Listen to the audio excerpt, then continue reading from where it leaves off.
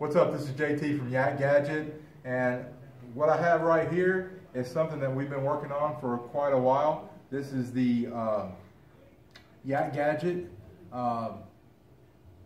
It's probably our second mount that we've made. This is the QuickmountMK from Yak Gadget. This is made for the Vibe series. So any Vibe kayak, whether it's the Seaghost 130, the Seaghost 110, or the Yellowfin 130 tandem, this mount will fit all three of those boats.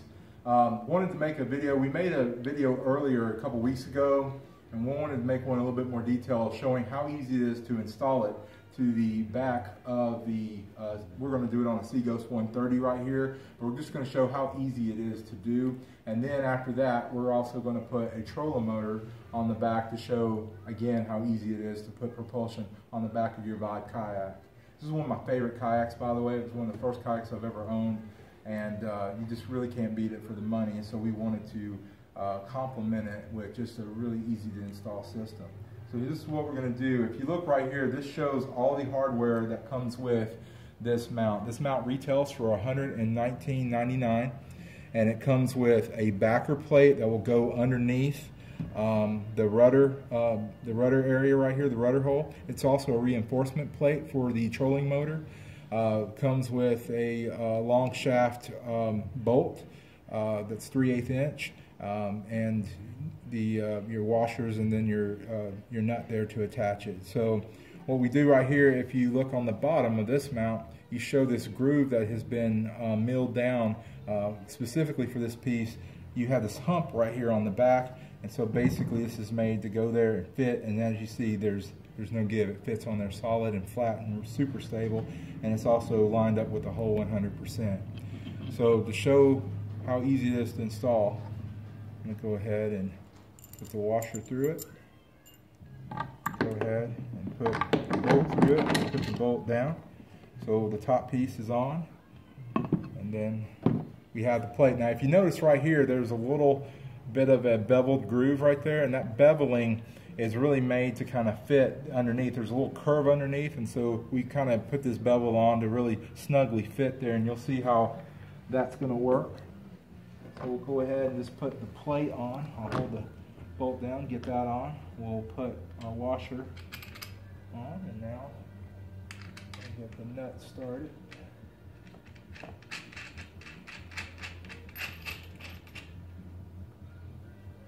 Kind of get that hand tight there, and then I've got my wrenches to get those locked down.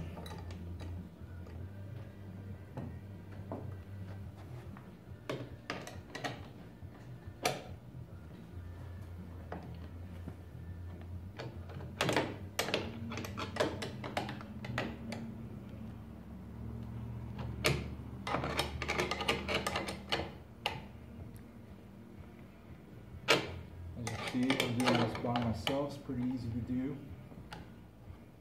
even though I can't see the bottom there.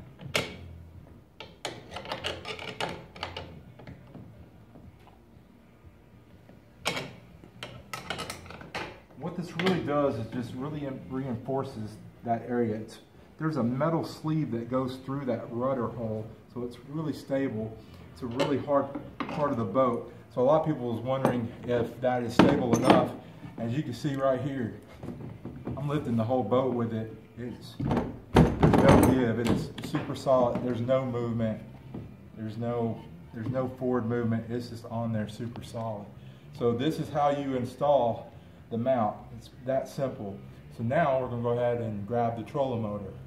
So here I have a Minn Kota. This is a 40-pound thrust. It's pretty much ready to go. It's pretty much right out of the box, and so now we're going to put it on the back. You'll see how quick that is. Now, by the way, when I put the plate on and everything, that took about a little bit over 2 minutes and 30 seconds. That shows you how quick that went on there. So this goes on even quicker. Let's lay that down, get it centered, screw that onto the back. Get it nice and snug there. What's great, this is a 1-inch transom plate right here, so there's plenty of teeth for the Minn Kota to connect to, and as you can see, not going anywhere. Super stable. As you can see right here on this backer plate, the shaft rests up against it. So when it's going forward down the water, as you can see, as I'm pressing on this plate, it's pushing the entire boat. So that shows you just how sturdy and how stable that whole thing is. So a lot of people ask, well, okay, how do you steer it? You got this, don't you have to chop this? Now here's the thing with this. You can totally chop this shaft right here, and you can use, Kevin Dismuke makes a killer control box system that goes all the way to the cockpit. I totally recommend using that.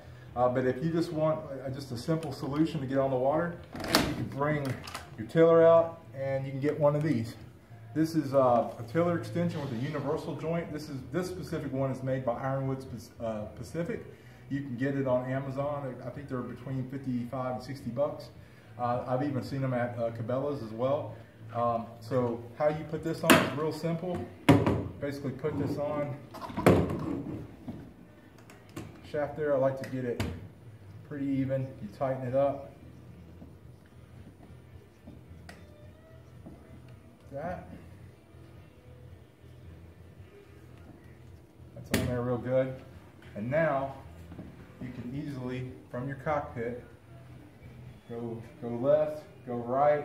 You turn your motor on, turn your motor off.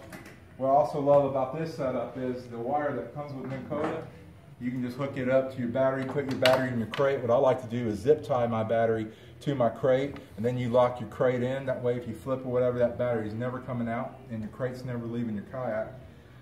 It's a great setup. Got plenty of clearance of your wire right here. So again, just show how that works. Now, a lot of people have also asked, okay, John, this is all well and good, but if I'm getting on and off the water, how do I lift up the motor or raise it in case I'm going out of the boat dock? Now, there's a couple of tricks that you can employ. Number one, you can take a Velcro strap and put it on this release right there, and then that way it's always going to lift up or down. But when you put it in reverse, you're going to have some issues.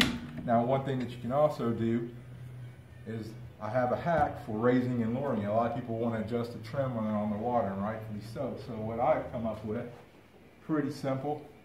I have a piece of paracord, 550 paracord, and a carabiner.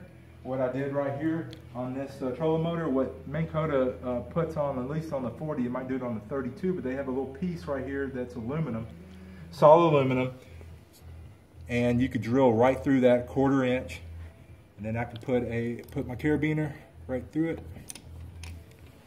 Take your line, you can run your line straight up right here. And when you're in your cockpit, you're sitting down. I'm going to hold on to this because I'm on kayak racks. You can pull that, raise it, and lower it. So if you're going in, you want to go into shallow water, no problem. You can raise it up. Now, Yak Tack makes a great cleat. You put right here. You can wrap your cord around the cleat, and it will keep it completely suspended, keep it up, keep it held. And as you can see, it comes right way up there. If you bring it to the side just a little bit, I think you can even come up a little bit farther. There you go. Comes up a little bit farther. So now you're pretty much even with it. And as you can see, that can take you pretty much right to the boat ramp. You go in nose first. And then you can then go back and then bring it up with the lever in the back. So it just shows you the easy use. You can let that down, it's ready to go. And again, pull it up. And I've done it sitting in the cockpit, and it works really, really well. And it's perfect if you're going in really shallow waters below 2 foot. It's great, you won't have an issue there, especially when I come off a boat ramp. Another quick point that I wanted to make, that something that we considered when we created this mount.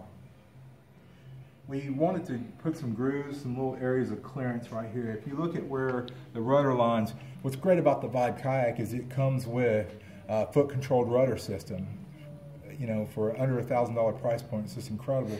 So we want to take advantage of that with these grooves right here, so it gives you plenty of clearance. I've got this rudder line here because this is a new boat. It comes with the rudder. But anyway, this is where the line comes out right here, right there. As you can see, you can rig up a system. Again, Kevin Dismuke makes one for steering, where you can easily tie these to it, and now you can control right and left with your foot control. So if you want to use your foot control and again run your line using a system like Kevin Dismuke's control box, you can totally do that, and then everything's foot controlled with your foot, and everything's powered, from the cockpit. So this really gives you a lot, whether you want to hand steer it with this Ironwood Pacific or whether or not you want to use the foot control. We just wanted to give a lot of flexibility with our mount. It's great for DIY, but it's also great if you just want to take it out of the box. As you saw, I set up this whole system in under 10 minutes. So you can basically get your kayak off your truck or your trailer or your SUV. And then I think when I took this out for the initial test run, I think it took me about 10 minutes to get everything installed and get out on the water. So it's the perfect way to, and very easy and also affordable. It's the most affordable mount on the market, and it's the best way to get propulsion to your boat.